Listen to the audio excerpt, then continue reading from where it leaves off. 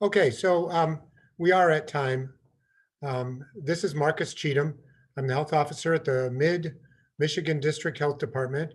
We serve Clinton, Gratiot, and Montcalm counties, and this is a special briefing for our local and regional media. And what we want to talk about today is the impact of COVID-19 on local Michigan communities. A couple of housekeeping items. First of all, I recognize a lot of you. I'm really glad you're here. Thank you so much for helping to tell the story of COVID. We absolutely need the media to cover this, and you're doing a fantastic job. One example is we're constantly being asked, you need to tell the personal stories of families that are impacted by this. And of course, we're overwhelmed and we don't have time to do that. And I just say, hey, are you looking at the local TV? Are you reading the local paper? They're telling the stories of the families. So you guys are doing a great job. And I just want to help you do it some more. The other thing is, yes, absolutely record this. If you haven't started already, we want you to have this. We are making a recording available also. We will collect your email addresses, and then I'll send this out to you along with the slides. I'm going to share some slides here in just a moment. Marcus, it looks like you need to give them permission to record. So I have done that multiple times. So if someone has a question, just unmute. I've been putting it in the chat repeatedly, and yes. Is there something else I'm missing, Leslie? I'm not sure. I just had a request. It doesn't mean legal permission. It means to turn on the Zoom function that permits recording. So let me do that. Thank you. Yeah. Let me see if I have to get out to the Zoom window. Okay, guys, we'll be sending this to you. Okay. So for a lot of you, we recorded it. I mean, we emailed you, and if you put your chat, your information in the chat, we'll download that and we'll send the recording to you. Leslie will have that right after this meeting, and you can see that the recording light is on. So it's coming. Okay. So part of why we're doing this is because local health departments in Michigan are facing an unprecedented challenge, and I'm going to share that information with you here in just a few minutes, some data and statistics. You've already seen press releases, PDF virtual press releases coming from health departments all around us saying we're overwhelmed, everybody needs to know that.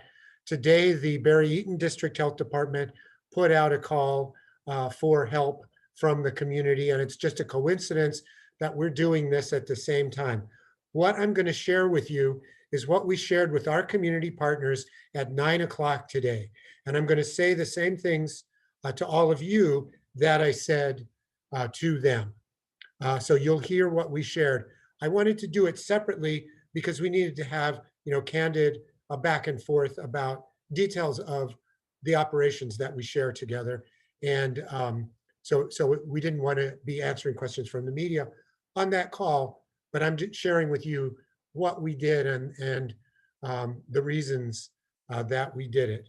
So I'm going to share my screen with you now. And Leslie, so is everybody seeing my screen?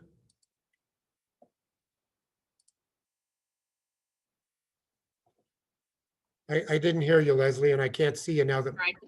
You're good. Okay. Okay, good. So what I'm going to cover to start with is just some quick data about the pandemic in Michigan, the same data I shared with the local community. And what's on your screen right now is the trend in COVID cases per million for the state of Michigan. We're going to start by looking at Michigan, but we'll quickly zoom into local data. And it's Michigan here in the red compared to the United States as a whole. This is just downloaded from the CDC website. It's the data Michigan sends to the CDC. It's just easier for me to pop it in Excel if I grab it from the CDC. Remember how bad COVID was in April. Remember the huge spike in cases. This is over here on the left. That's that spike. It seems tiny right now. And look at how bad it is over here, when we get to November, up to 600 cases per person per million. If you do the math, there's 10 million people in Michigan. 10 times 600 is 6,000. Yep, we had 6,000 cases yesterday. So the math works out. And how are we having so many cases when, at the beginning of the pandemic, it wasn't that bad? Well, now it's everywhere in the state. At the beginning, it was only in Southeast Michigan. And now rural areas in many cases actually have worse COVID than the urban areas do. So it's everywhere. And as you can see, it's increasing exponentially. How bad can it get? Across Lake Michigan is Wisconsin. And in Wisconsin, it's twice as bad as it is here right now, and it's increasing. So it can get a lot worse. It can get twice as bad, 3 times worse than it is currently right now in Michigan. And as I will discuss, we don't see any breaks coming. And so as we get, toward the new year, we have to expect that it will get that bad. This is the trend in hospitalization for the state of Michigan. And as you can see, this goes back to April. At the peak, we were having 4,000 hospitalizations a day. This was only in Southeast Michigan, right? It came way down. Well, we had a stay-at-home order. COVID went down a lot. In July, it was pretty safe to go out in most places in the state. And now it's zooming back up again. Another reason it came down is because we got better at taking care of people who had COVID. Doctors and nurses learned how to do that, so they didn't wind up in the hospital as much. But now it's zooming up again, and that's exactly because of the increase in cases. That's what's driving this. If we have, twice as many cases, we're going to have twice as many hospitalizations. If 5% of the people who get COVID wind up hospitalized, we double it, it'll just keep going up like that. Yesterday, we had pretty close to 4,000 hospitalizations. I haven't updated the slide. So pretty much by yesterday, the U shape was completely closed again, and we were back up where we started and just increasing. And this is deaths. And this is part of the good news about COVID, because the deaths are a lot lower than they used to be. It's not a death sentence to be hospitalized with COVID. At the beginning, we didn't know how to take care of people. We didn't have some of the drugs. And so, you heard, that if they put a tube down your throat, you're probably not going home, right? Gross, but at the beginning it was true. And then it came way down. We started being able to take care of people. But now again, the cases are just increasing, and they're jumping up very, very rapidly. I think yesterday we're back up close to 6 deaths per million people. If it gets up to 8, given that we have 10 million people in the state, we'll be having, a death a day for every county in the state. And that's just not where we need to be. This is becoming, again, like it was in the spring, a leading cause of death, getting close to cancer and heart disease as a daily cause of death. Okay, this is our local data. This is pulled out of the data system that our nurses at our local health department use for contact tracing.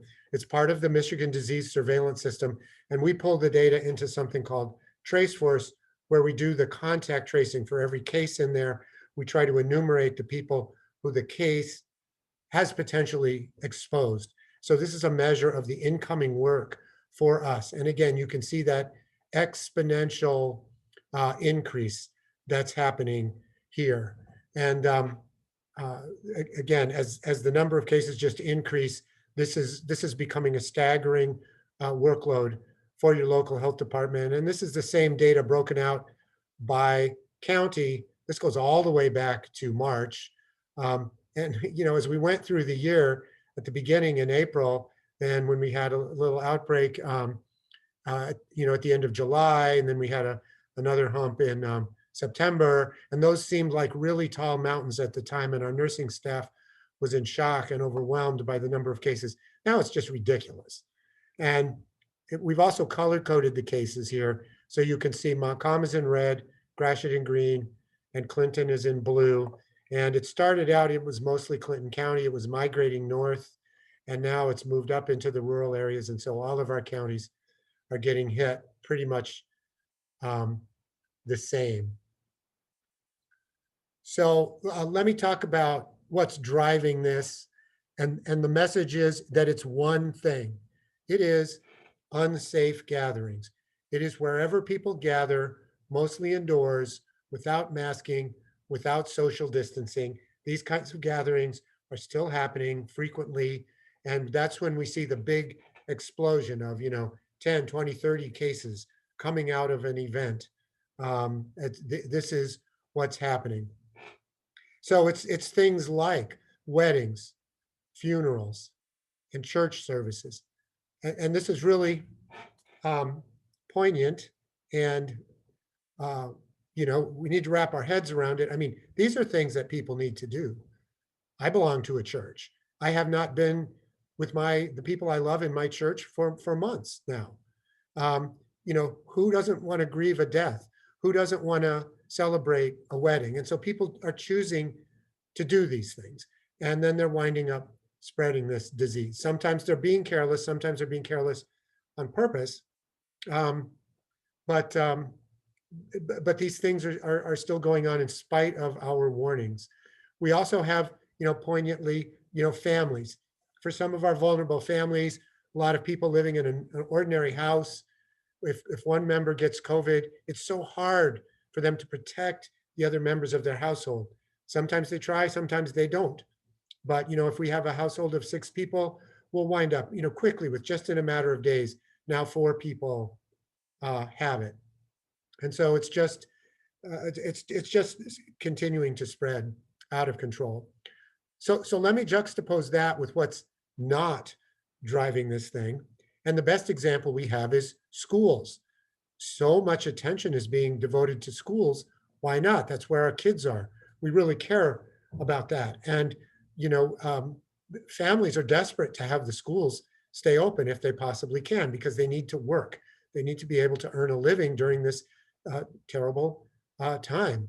And so the schools are struggling to stay open. Well, schools aren't driving this pandemic. Only 5% of our cases are connected to schools. The bulk, the vast majority, nearly half, are these unsafe gatherings. So what happens is people catch COVID in the community. They go to school as an employee, as a student. They get screened, or they become symptomatic. They get caught. They get sent home to isolate. And then the people who were in contact with them get quarantined, and that snuffs it out. And so a couple things about that. First of all, we wish all institutions and businesses would act like schools and would have the masking and the social distancing and the screening and the quarantines. If that was happening, this disease would not be spreading. Excuse me. The other piece about that is that it's the quarantines, not the cases, that are killing the schools. If they do the right thing and they quarantine the students and they quarantine the staff members, then they don't have students to teach and people to do the teaching. And so they wind up having to close because there's no one there. But so the places where people are being safe is you are not seeing this explosion of cases coming from there. The last thing I'll talk about is the quarantines are really important and effective. So we think, you know, at least 10% of the people we quarantine, we've looked at our local data, wind up becoming positive pretty quickly. So that means that when you're quarantining people, you're telling them to stay home. We are preventing the spread of the disease. So the places that are adherent and are doing this, that's really, really important. And we need them to continue to do that. So I want to talk about likely state and local responses. Everybody's asking, I get asked by you guys all the time, are you going to do a local order? So let me start by talking about the state. The state is doing a really, really good job of communicating with local public health right now. We talk to the governor's office. We talk to MDHHS on a regular basis. Um, and we understand, and I think you do, that they were really impacted by the Supreme Court decision that the 1945 Emergency Powers Law was unconstitutional. The impact of that was not so much the unconstitutionality of the law, because all other public health powers remained in effect. There were plenty of other places they could turn for orders, to make necessary orders. But it created the impression in the mind of the public that public health powers were no longer in effect. And we know this at the local level because we talk to people on the phone from our communities all the time. And that's exactly what they say to us. When we call them and say, you have COVID, you need to isolate. They say, no, I don't. The governor's powers have been overturned. There's no more, public health orders anymore. I can do what I want to do. Or we call them and say, you're not masking in your business. You need to require all your employees to mask. They say, no, public health orders have been overturned. You don't have any authority to tell me what to do anymore. So we're hearing it from the community. The dilemma that this creates for the state is the following. Both state and local public health agree that behavior must change, or this thing is just going to continue to escalate out of control, to really unimaginable levels. It's going to do tons of damage to our state. How do we get behavior to change? We're really worried that new orders will just be met with disobedience and will be ineffective. So you can heroically make orders, but if behavior doesn't change, what have you accomplished? This then throws it back onto local public health. What are you going to do at the local level? We face the same dilemma of whether people would do what we would ask them to do. Some local governments, I know you know these stories, are indicating they don't even want to comply. So we face that, the dilemma of would orders even accomplish anything. For local public health, there's 45 of us, and we represent different kinds of communities with different politics and different needs. And we don't want to issue 45 different local orders so that somebody from District 10 local health department can do one thing in Newaygo County, but when they drive over to, Macomb County, they can't do it anymore. And it's confusing and frustrating. And it seems like we don't know what we're talking about. Why do different places have different orders? They must not know, they must not understand this disease. So we want to try to do the same thing if we act locally, and what would that be? So all I'm really sharing with you is that, because of the way this thing has gone politically, it's difficult to imagine what will change in the future that will dramatically impact the course of this disease. I want to do that if I possibly can, but I do not know yet what that would be. So what is the impact then on local services? So for local public health, as this thing escalates out of control, I'll just say this real quickly. We've added, 4 or 5 nurses to our staff. We've created a virtual phone bank of people who are answering the community's questions and issuing advice. We have 2 pools of different volunteers that have been made available to us by the state, one for case investigation and the other for contact tracing. With all of those resources that we've added, and thank you to our Board of Health for totally supporting us in what we needed to do, we are still way behind. One of our metrics that we try to hit and that we're assessed on along with the other health departments in the state is, do we return calls within 24 hours? And we're supposed to return 100%. And we're at about 25% right now. So way behind what we're supposed to do. We've been prioritizing our responses. We focus on schools. We focus on vulnerable populations. We focus on big outbreaks where it's really spreading. So some people who aren't in those categories, they're not getting called back maybe 7 days after they reach out to us, which is essentially never, for all the good that it does to them. So this is really an enormous impact. We have agreements with schools with other community partners to work together as a team. So schools have school safety plans. And the plan says the health department will respond within 24 hours to the schools. The schools are supposed to tell us immediately when they have another COVID case. All of us are overwhelmed, and we're not able to keep those promises to each other right now. And it's really spreading and impacting our ability to function. It's impacting other service providers. So you're all aware of the fact that we've had law enforcement that has had to shut down. We've had jails that have been hit and are scrambling to figure out how to be able to care. You know, they've reduced their census in their jails tremendously. They still have people who they need to care for, and they're having staff that are exposed. What's going to happen? Where are they going to send prisoners if they need to in an emergency when the other prisons in Michigan are having terrible outbreaks? So we've had courthouses that have had to shut down.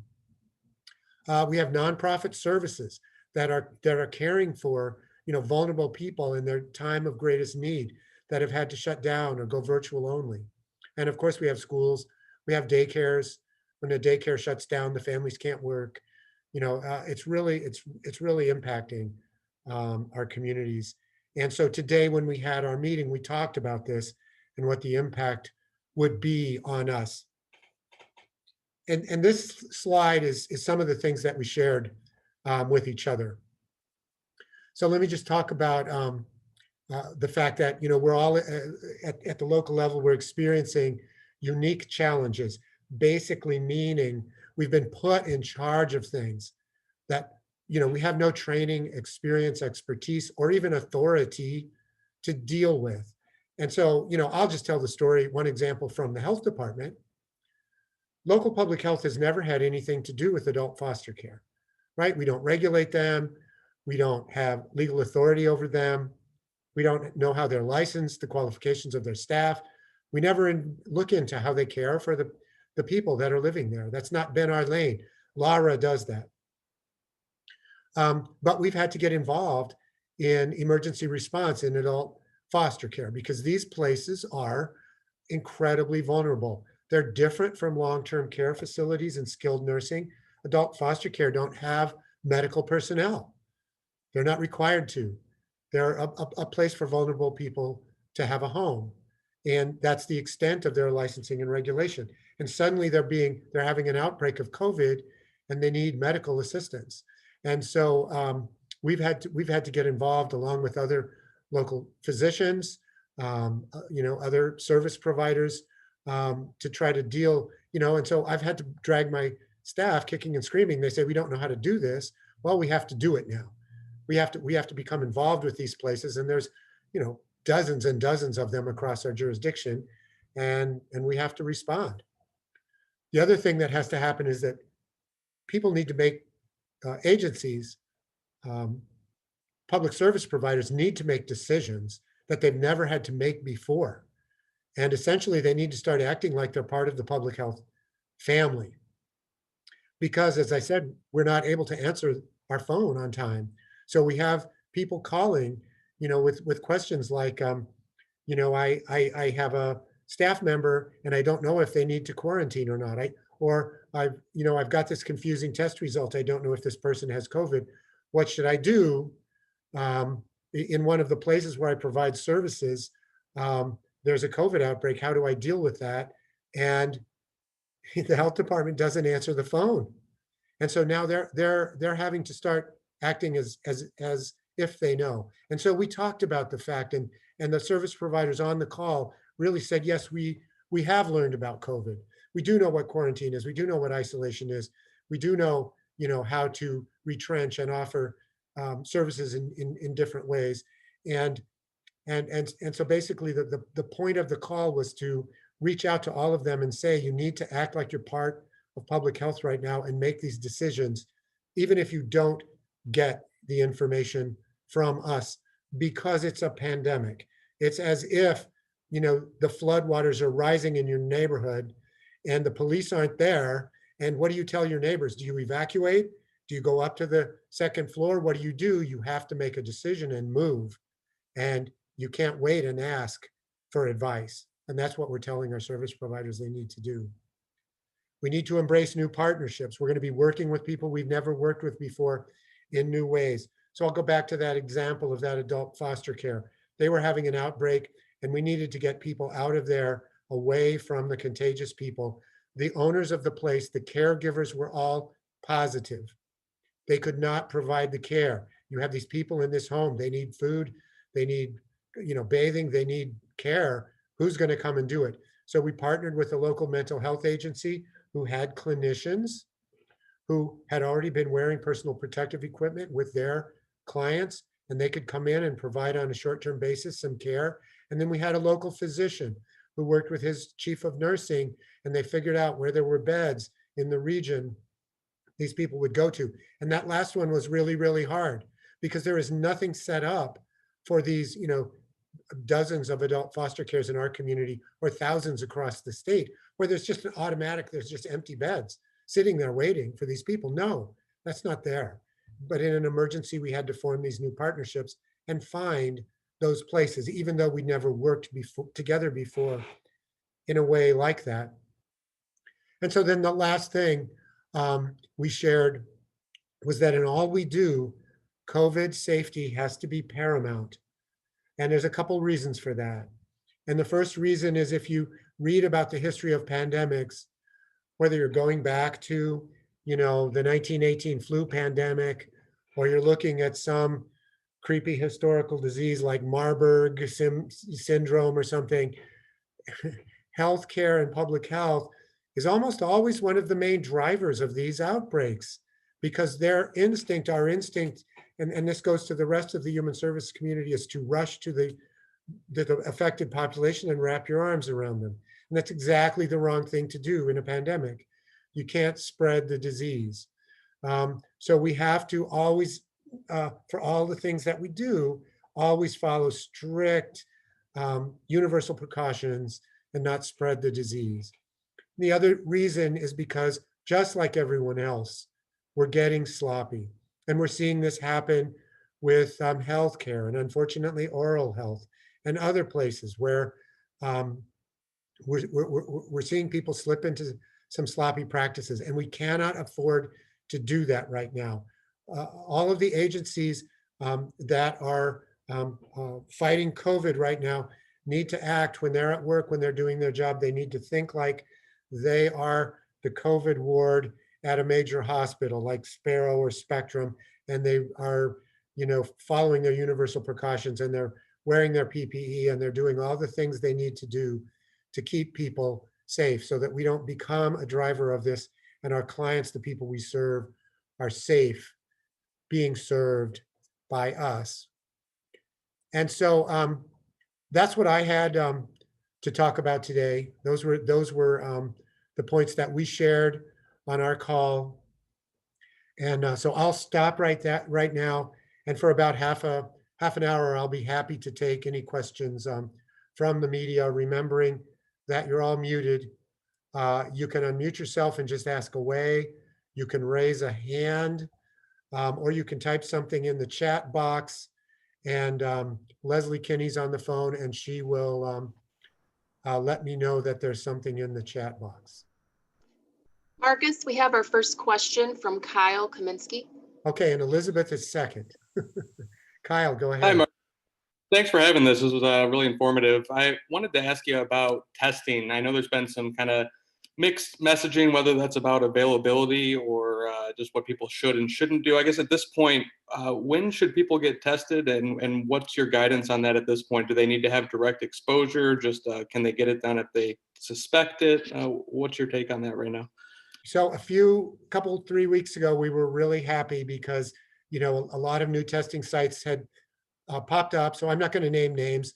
You can find those on the michigan.gov/coronavirus website, but we have a large number of competing healthcare systems in our jurisdiction. So I will let them push their own stuff. But yeah, just about everywhere you think you should have been able to get a test a few weeks ago, you could. So just think of a local hospital, a local clinic. If you, on that state coronavirus website, if you put in there into the search engine, I don't have insurance, I don't have symptoms right now, you could find out where to go. And it was very accurate. and pretty much you could go anywhere. But what we see happening is the supply is tightening up again, partly because of the explosion of cases. The tests are being consumed. And also, I've been seeing, although I haven't been officially notified of this, but in the New York Times, warnings of supply shortages again. So Kyle, I think the situation is getting confusing for people again, and that's the real situation. So we would still direct people to the state website, or we can, if they can't figure it out, if they can get through to us, which is a question, we'll help them use it if we can. Unfortunately, the bad news is, yeah, it's getting complicated. What we will see happening if this gets worse is we will start substituting diagnosis for testing. And so basically we'll be saying, if you were around someone with COVID, who had COVID, and you have symptoms, or even if you don't, you're a direct exposure of someone with COVID, and you must act as if you have COVID, right? Act as if. That would be our advice to people, whether you can get tested or not. And then this would go for the employer or whoever else. If this person can't get a test, you must not hold out for a test result. If they were around someone with COVID and it was an exposure, so 15 minutes of close contact, act as if you have COVID. The employer should act as if that person has COVID. Thank you. Hey, Marcus, thanks for having this. Yes, you bet. I had a couple questions here, but maybe I'll just ask two for starters to make sure everybody has time. The first one was, can you talk a little bit about local hospital rates with COVID cases?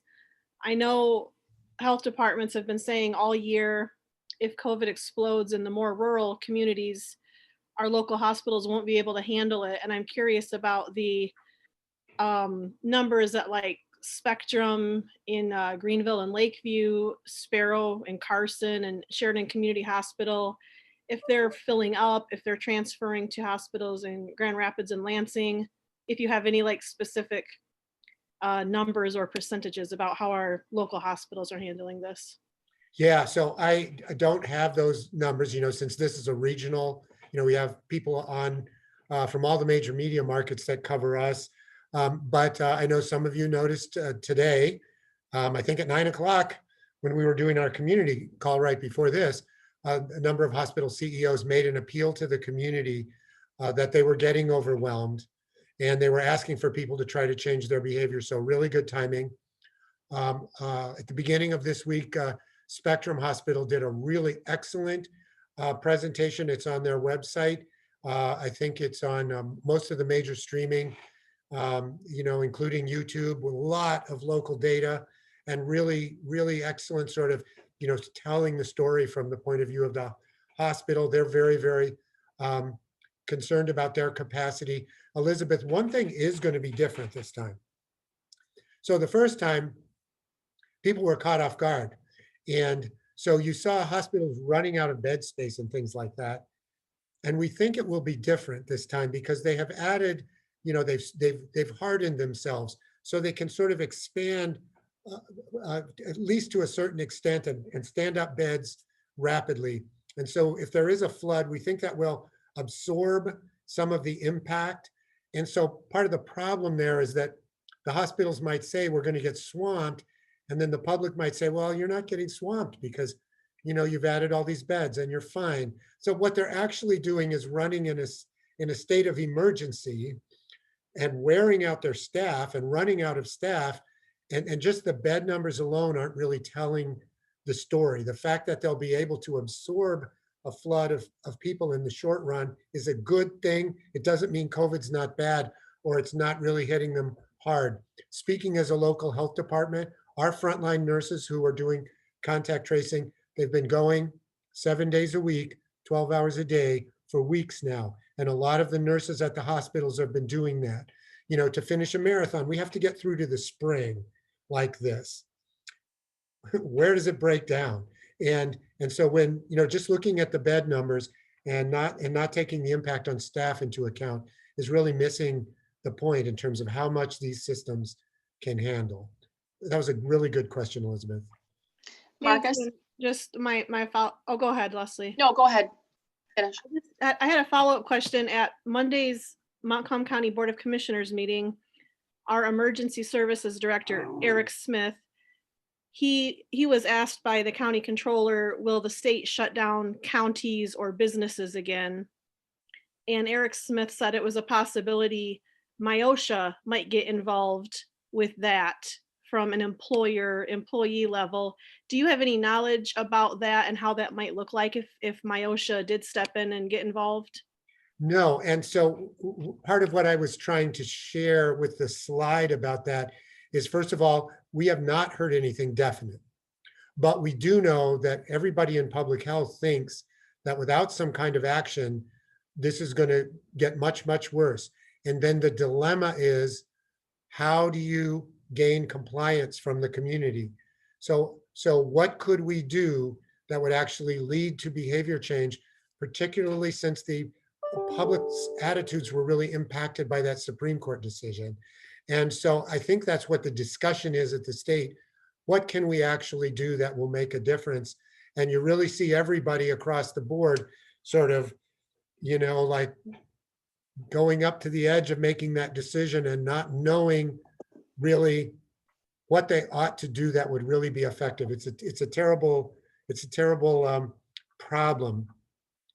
And I can't answer your question because I do feel like dramatic action is necessary, but do I know what would work? If I issued an order for everybody to shut down for 4 weeks, all of the businesses in my 3 counties, give COVID a chance to go away, would anyone shut down? I don't think so. And at the end of the 4 weeks, since we're surrounded by other places with high COVID rates, wouldn't it just come back again? So we're really in a tough spot. Marcus, I have a question from Annie Satowski with Fox 17. She says, and it's in regards to testing.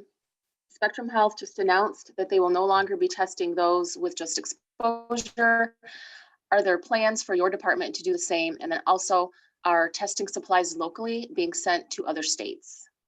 Yeah, so this is another sad story. So foreshadowing what Kyle asked me about, decisions are happening right now. They're trying to respond to the shortage of testing equipment and the flood of people needing testing.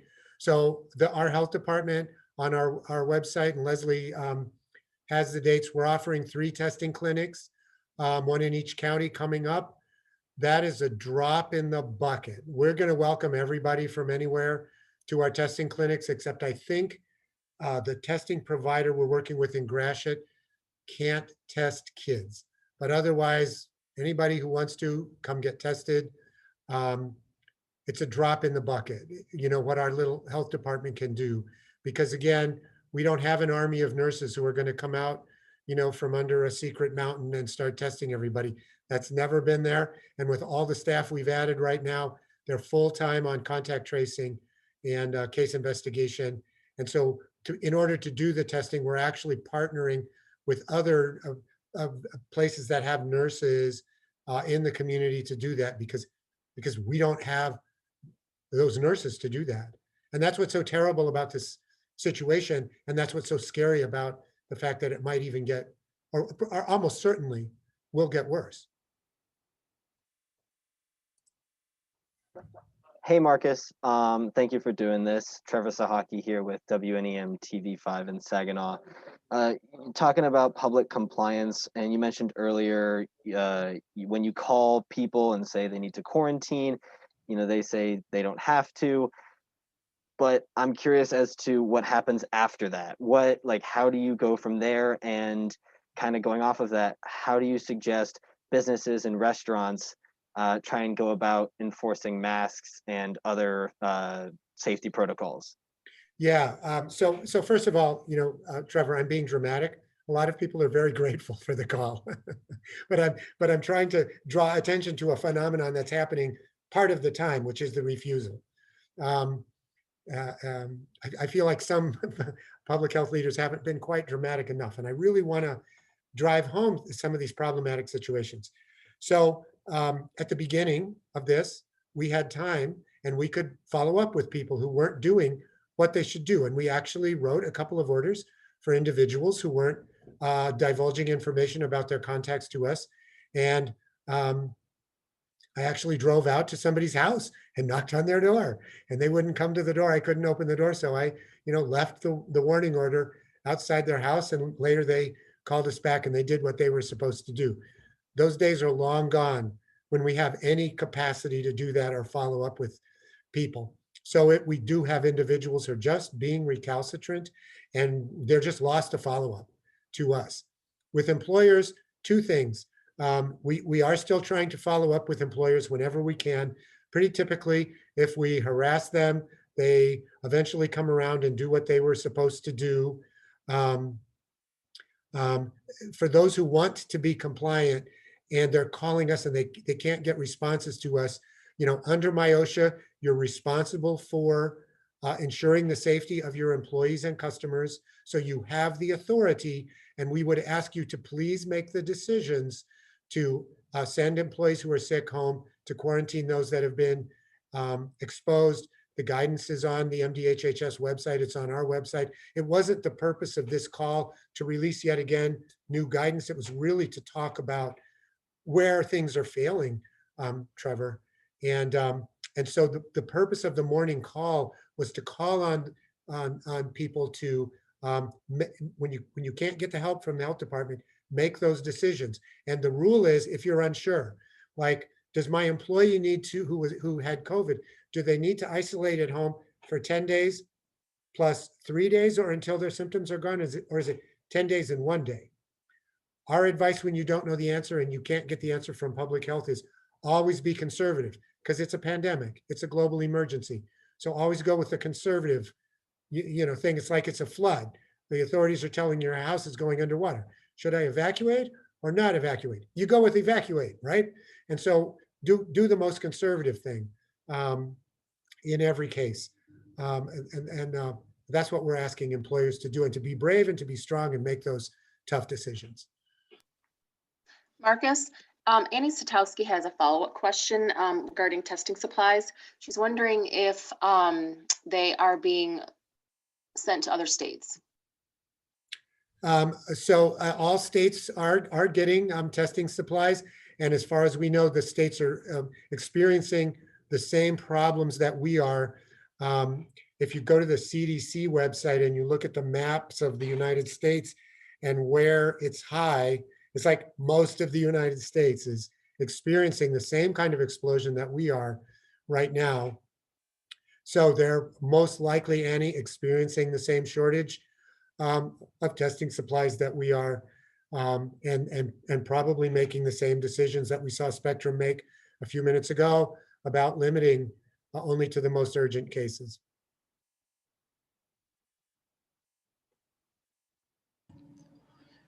Yes, Marcus, I know the state's starting to develop it and release its plans for the vaccine distribution. Can you talk about what Mid-Michigan, how they're putting that infrastructure together, what that might look like, and give us an idea if you have the equipment needed for that process? Yes, so that is a really good question, and really goes to the theme of this call today, and like looking forward to the next phase of the pandemic and what's going to happen. So I won't try to repeat what's in the state plan, just say briefly that what we hear, and we do talk to the state regularly, and they've been very forthcoming about sharing their plans with us, and they're also taking a lot of advice from local public health. That relationship is really strong right now. The vaccine is coming. Yeah, that's the good news. Maybe even before Christmas, almost certainly shortly thereafter. It's, as you saw, apparently 90% effective. And they expect to get more than they thought. Earlier in the year, they were trying to tamp down expectations, and they were saying it would only be a dribble and only the frontline healthcare workers would get it. And they're now saying, that'll ramp up very quickly, and it'll start being available for vulnerable populations and other service providers who run the risk of being exposed to COVID. That'll be coming early on. So that's great news for us. The problem is the sort of our worst case scenario is the vaccine would arrive during a peak in the pandemic. And who's going to give the shots? It's going to be healthcare and public health. And if hospitals are overwhelmed and their nurses are exhausted and already working long shifts, how are they going to focus onto doing vaccinations all day long? How's that going to work? If public health is swamped, and the other problem being we're small. I mean, healthcare is big and we're small. How are we going to make a difference? Even if we stop doing case investigation and contact tracing, we'll only be able to do a few people. So then we're going to be looking to other places, pharmacies, emergency services, EMS. We're going to be looking to places that have nurses, schools, prisons, places like that, and trying to cobble together a local network of people who can fill in and who can help out. So I think the question of Craig of how we ramp up so that we really meet this human resources challenge, that is the big question that we have to address. Eric Barron is asking if the increase in cases is likely to put us in a spot where we can't investigate every case or conduct contact tracing. And then he's also asking if we are seeing an increase in cases in the Amish communities. Yeah, so let me start with the Amish community specifically.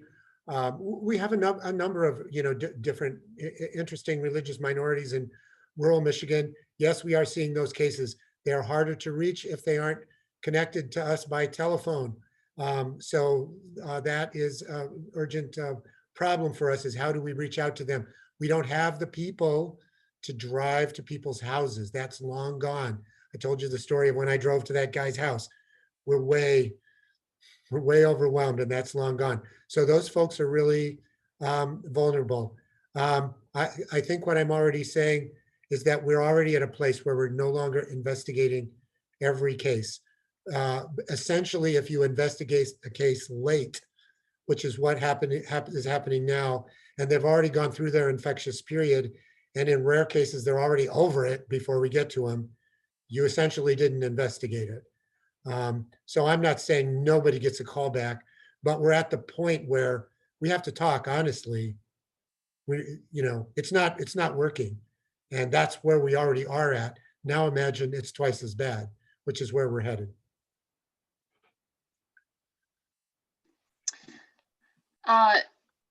Elizabeth with the Greenville Daily News says they hear from a lot of readers who believe that the face masks don't work in preventing or spreading COVID, that everyone just needs to get COVID so they can all be immune.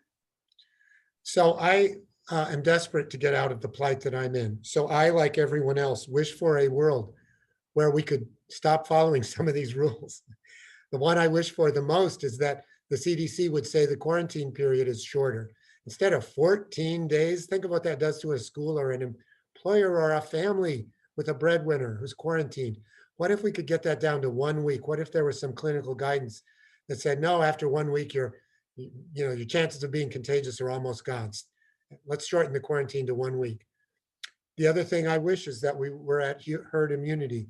The problem is, if we didn't have a vaccine, if it was 1850 and we had to get through this by going to herd immunity, we wouldn't do it by going fast. We would still flatten the curve for two reasons. One is to not overwhelm the hospital system. What happens when we overwhelm the hospital system? You get increases in heart disease deaths. You get increases in injury deaths. You get people who would have survived a severe episode of diabetes who now die from it because people can't get into the hospital who normally would have survived because it's full of people with COVID. So it's not only that COVID deaths increase, all deaths increase. And you see this enormous peak, which we saw at the beginning of the year, of just deaths in general because hospitals were overwhelmed. So even if we wanted to go to herd immunity, we'd go very, very slowly. And the other reason is because when COVID is spreading, some people become severely ill. They need intensive care. And so you have to have the capacity to care for them so they can survive COVID and come home alive. And So you would go very slowly in spreading it, and you'd be careful, and you'd measure the impact on your healthcare system, and you'd make sure that everyone got the treatment they needed. And just going for it is not what you do, even if you wanted to go to herd immunity. Marcus, can you just explain a little bit more about face masks and how they work in preventing COVID? Yeah, so the evidence is very strong that face masking is a great public health intervention, meaning places like businesses or hospitals or any place, like a business where the public is still coming inside and you're still greeting the public. Places where people wear masks and stay 6 feet apart have a lot less COVID than those that don't do that. The evidence is crystal clear that that is true. And so, to avoid, it only takes one encounter to get infected. And then, so it's important to if you're a business or whoever, to face mask every day, to stay 6 feet away every day, to not stay a long time indoors in the same room with the same people every day, turn your HVAC system up all the way every day, open the window if you can every day. You have to do all of those things all the time. That really works in spreading COVID. Now, what some people want is to hear that the face mask protects individuals from other people's COVID, and it does somewhat, but it's really a public health intervention. So where are you going to get COVID from? You're going to get it from someone else who passes it to someone else, and then they pass it to you. So not spreading COVID is the way we avoid getting it. If other people don't spread COVID, we don't get it. So it's important to put that face mask on for the well-being of others. It's a lot like flu season. The flu vaccine is only about 70% effective. And so some people say, oh, well, I might as well just get flu. No, flu kills people, including healthy young people. Nothing like COVID. It's much, much more benign than COVID, but it does kill people every year. So get your flu shot, but not so much because it protects you. It's only 70% effective. But if everyone gets the flu shot, then the flu season is much more mild. And, other people, your grandma, your a friend with diabetes, they don't get the flu, they don't die of the flu. Or in the case of H1N1, that kills young people. You don't have the flu that kills young people. So these public health interventions are really, really important in getting us back to normal. Rick Lyons has a question about freezers. And then People have talked about. We'll take Emma Selman next. Okay. People have talked about the freezer equipment needed to store the vaccine. Are those types of freezers readily available, or do those need to be acquired prior to distribution? So they are currently being acquired by hospital systems, and the state is purchasing freezers, and they're planning on pre-positioning some freezers. We're really, really worried about rural areas not having freezers. Now, obviously, Clinton, Gratiot, and Montcalm, we're close to Saginaw, Lansing, Grand Rapids. We're not like, Clare or the UP, but we're talking with some regional partners about possibly acquiring a freezer for our area. These are very difficult to manage. We have no experience managing them, but we think it would possibly be worth it if we can figure out what we would do, and if the state would also send us, if they would trust us enough to send us vaccine. So far, it looks good. So the answer to the question is yes, yes, and yes. They are being purchased. They're being pre-positioned, and even locally, we're going to do that if we can do it, and if it would be worthwhile for us to do it. So this is probably a little bit redundant, but the fears of overwhelming the healthcare systems that we had back in March, how does that compare to the reality that we're seeing today? So is this what we feared? I didn't think it would get this bad. I didn't. So I'm very surprised by this. Fortunately, when we talked about it and we planned for it as a health department, we said the federal government's making money available to us to prepare for COVID. So let's go ahead and draw that money down and spend it. Our Board of Health authorized that.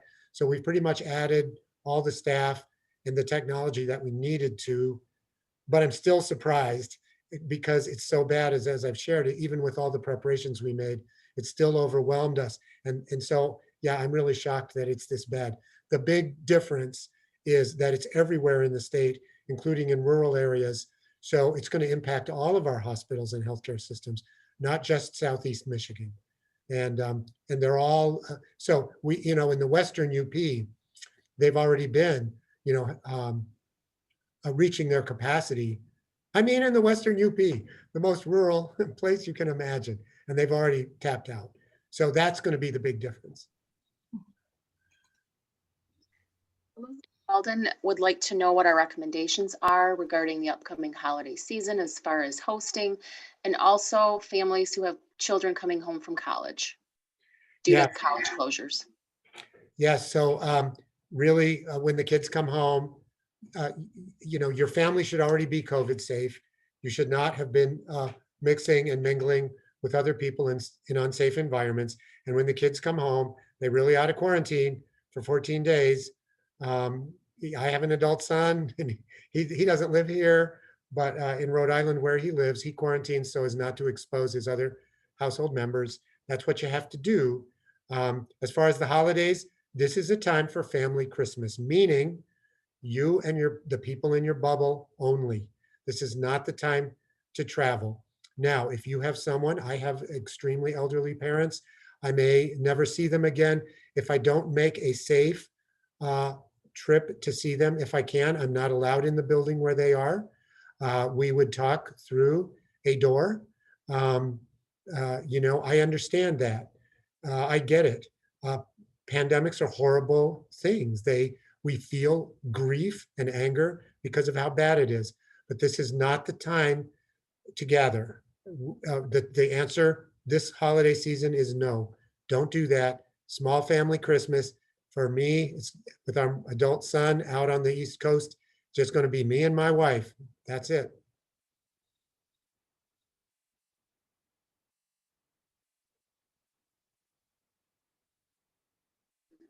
Are there any other questions? So again, I just want to close by thanking you guys. You've really been carrying water for public health.